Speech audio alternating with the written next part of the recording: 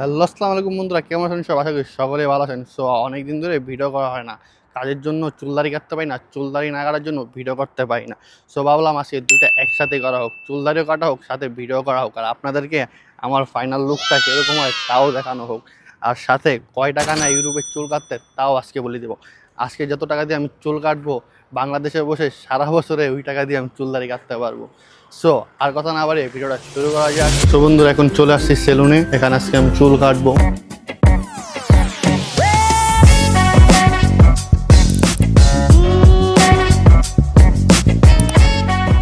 জীবনে অনেক সময় এমন হয়, আয়নায় নিজের দিকে তাকিয়ে হঠাৎ মনে হয় এটা কি আমি? দাড়ি বড় হয়ে গেছে, চুল এলোমেলো। আসলে শুধু চুল দাড়ি না, সময়টা এলোমেলো হয়ে গেছে। কাজ, দায়িত্ব, পরিবার সবকিছুর চাপে নিজের যত্ন নেওয়ার সময়টা কেন।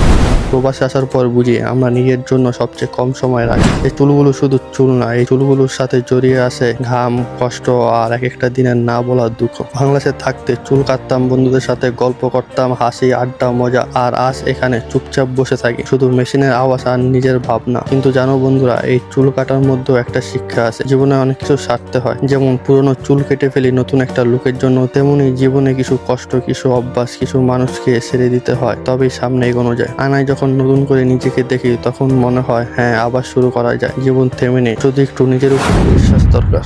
তো বন্ধুরা, আজকে আমি চুল কাটলাম 15 ইউরো দিয়ে, যা বাংলাদেশের টাকায় প্রায় 2000 টাকা। ভাবতে অবাক লাগে, এই টাকা দিয়ে বাংলাদেশে প্রায় 1 বছরের মতো চুলদাড়ি কাটা যেত।